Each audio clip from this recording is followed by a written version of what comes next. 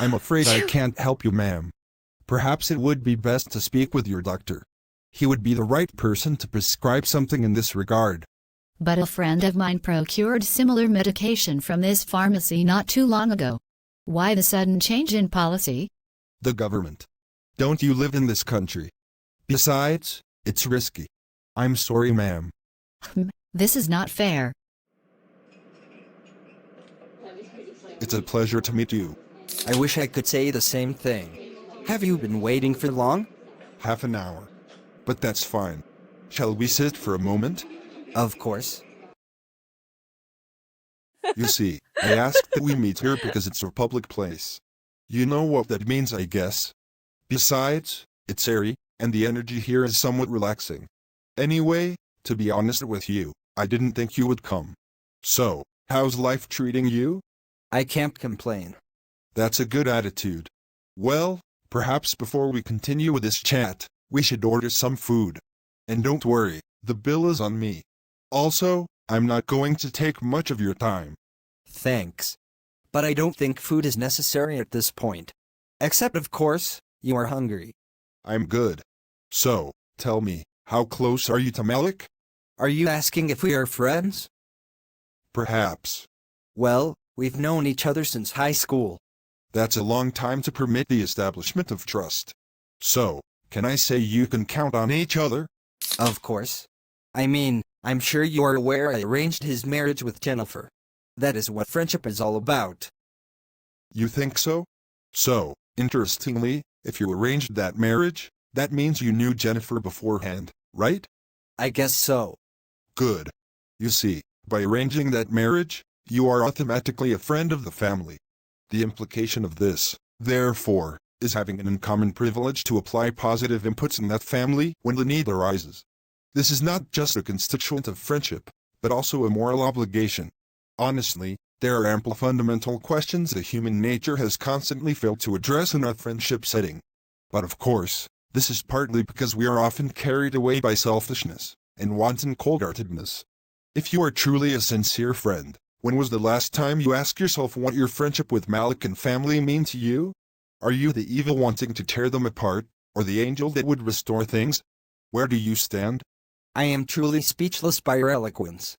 But I still cannot tell what this is about. Can you tell me where your wife left? Are you seriously asking me that? Is this a law court or what? I wanted to clarify a few things. But of course, you have the right not to answer the question. In that case, this meeting is over. And don't try to initiate another one, because I won't honor it. Exactly the outcome I anticipated.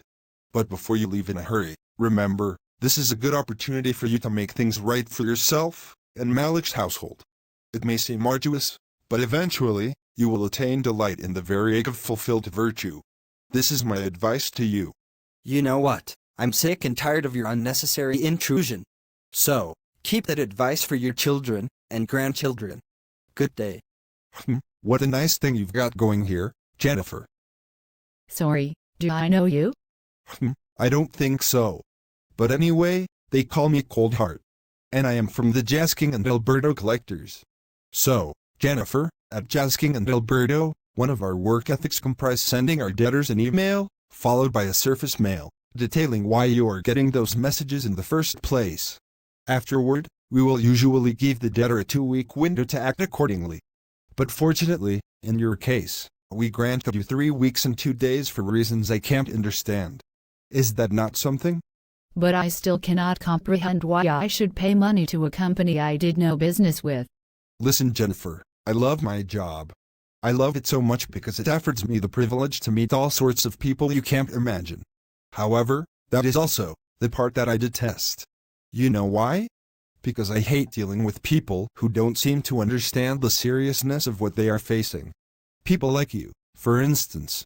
Also, you have to know that at Jasking and Alberto, we don't give threats. We administer justice in accordance with the dictates of our clients. Now tell me, does Attorney Benzo sound familiar to you or not? It does. And look at me when talking to me. You got it? Yes. Good. Now, I'm going to give you the next 1 week to pay the full amount of money you owe Benzo. And don't even try to play pranks with me, because the consequence of that would be unimaginable. 1 week, Jennifer. 1 week. Goodbye. But I'm still in shock. Why didn't Dad make these things known to me? I felt like an idiot at the attorney's chambers. It's for the good of our family. You know you are too easy-minded. Perhaps Dad knew that Jennifer would have found a means of extracting those information from you. Can you imagine? You would have been emptied like a garbage bin by that woman you called your wife. Yeah, I know. And one more thing, the attorney called. He tried to reach you earlier. Where's your phone? I guess in my car. Anyway, it seems the DNA test results are out. Oh no. Did he tell you anything more? No. That's why you have to see him as soon as possible. And by the way, I hear you have a new girl. What's her name? Her name is Andrea. But there's nothing serious about us yet. You know, I truly want to concentrate on the kids for now. Sounds responsible to me. Oh, your landline still works? Honestly, I thought it had been disconnected. I told the phone company to get rid of it about 2 weeks ago. Well, that's on them. Definitely. So, who's taking this space? A microfinance bank. I had hoped to split it into some kind of housing units, but I have a lot on my hands as it is. I understand. It used to be one of Dad's favorite offices. Well, I think you should go and see the attorney for the DNA thing. Do you want me to come with you? Of course, you are coming with me, sister. I have missed you so much. Why will you bring me here? I told you to come to my store. I'm sorry, but a lot of things are happening. It's much safer here. Yeah, one of which being the fact that Benzo sent a dreadful thug, demanding for his money. I'm so scared to my bones, because I don't have the kind of money he's asking for. This is not good at all. However, like how much money do you have at hand? If it's reasonable, I could make it up for you. Or better still, find a way to trick Malik to make the payment. You know he still loves you. I doubt it. Most especially with the kind of sorry information he now has about me. Besides, Emily is around, and you know that woman is a walking encyclopedia.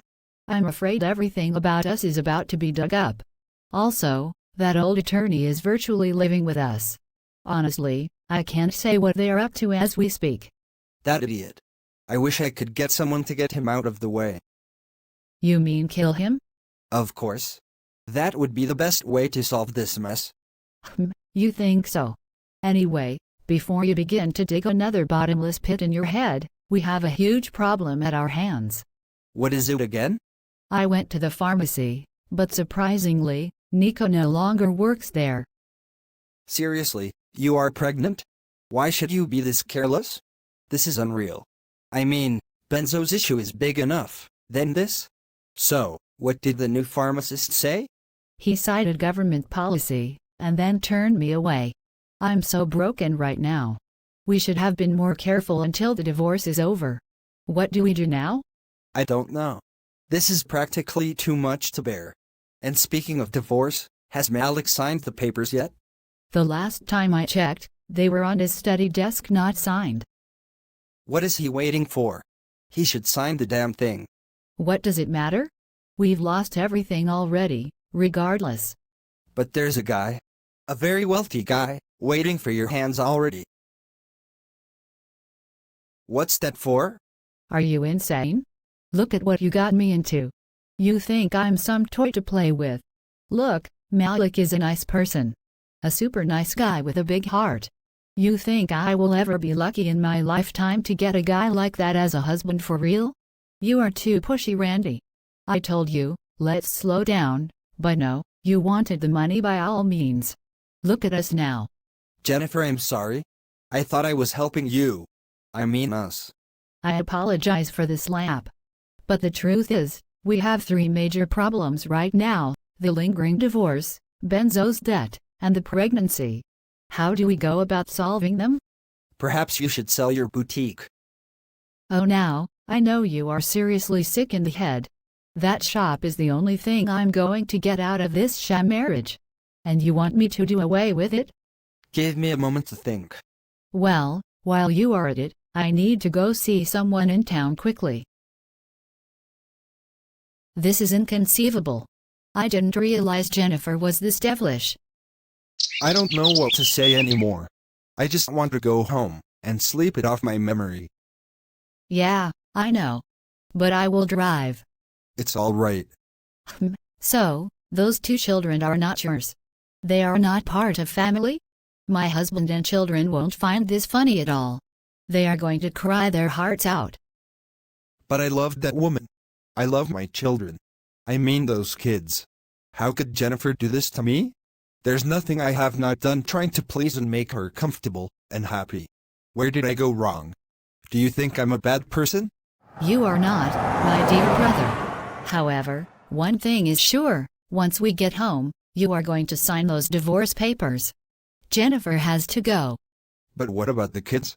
I can't let them go like that. They are innocent in all of this. Their departure would definitely break me apart. What do you think I should do? Perhaps you would want to work out an arrangement with Jennifer in that regard. That won't be a bad idea. Thank you.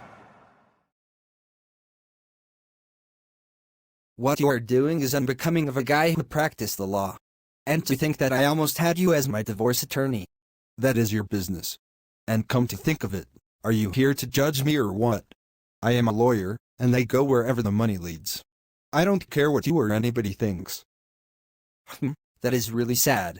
So tell me, why are you after my wife? Did she not tell you the entire story? She owes me money. But she did all this with Randy. As a matter of fact, Randy was her guarantor. Why are you not after Randy as well? Look, I don't have any problem with you, Mr. Malik. Jennifer owes me money for services rendered, and I won't rest until she pays every dime. And if you must know, Randy absconded a few days ago. And you know, I can't waste resources chasing after some guarantor guy. Jennifer has to pay whether she likes it or not. She has 2 more days left. Is that your final verdict? I'm afraid yes. And if that is all from you, I'm afraid I have a lot of work on my desk. I'm sorry. What if she doesn't pay? We leave that to fate. And like I said earlier, I need to work. What if I decide to make out a check to you? You want to pay all the $65,000? Unfortunately, yes.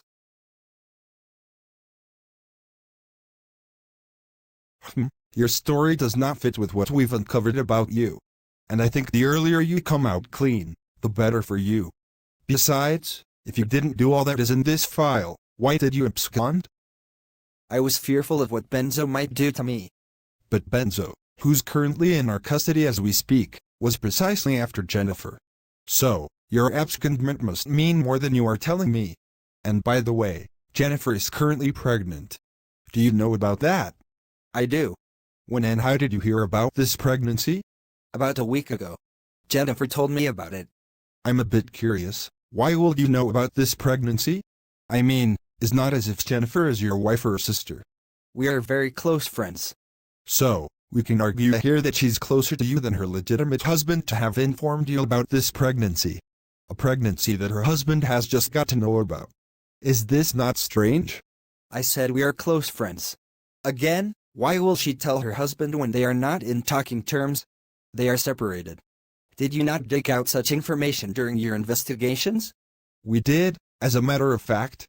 But the thing is, if this pregnancy is rightfully Malik's, Jennifer, from my experience, would have summoned up courage by telling her husband about it first, regardless. Don't you think so? I can't say. Randy, you are one of Malik's closest and best friends, right? Yes. Good. There's a DNA test result that has been deposited with us for investigation purposes. That result suggests Malik's supposed 2 children aren't his. Do you know about this? Also, our investigations reveal you have a son. A 13-year-old boy who is presently living with your parents. I don't want to say anything to you anymore. Get me out of here. I hear you want to see me, Mr. Randy. What is it about? Would it be possible for me to speak to Malik? We could arrange that. But you know you can equally confide in me. Just take me as a father figure, and I promise to do whatever it would take to assist you through this dilemma. Do you understand this is a very serious offense punishable by indictment? Also, Jennifer has told us a lot. A lot of things about you and her that are beyond comprehension. So, why would you want to elongate your misery? The pregnancy, the 2 children, and the boy? Aha, what about them? I don't know how to say this. Just open your mouth and speak out what your mind is telling you right at this moment. They are all mine. We didn't mean for this to happen, sir. You mean the children and Jennifer's current pregnancy? Yes. That's okay. In the meantime, I have to go and see how we can bring Malik around. Do you need anything else? No. Thank you. I hope you haven't forgotten anything like last time. I'm good. So, we will be expecting you in summer, right? If God wills it, sure. At least you've seen what my life has become. You should be thankful it happened this way. I mean, supposing Dad didn't do what was necessary, it would have been a different ball game. A disaster, so to speak. And to worsen matters, she absconded, leaving the children behind. What sort of mother does that? I'm glad she didn't run with the children. I'm really happy. But of course, if it comes down to adopting those children, count me in. You know, I could bring them to Australia in the end. That way, you wouldn't be often reminded of their mom and the surrounding sad story. I love you so much, big sister. And thank you. I love you too, baby brother. Take care of yourself. I will. Well, I guess it's time for you to touch the skies.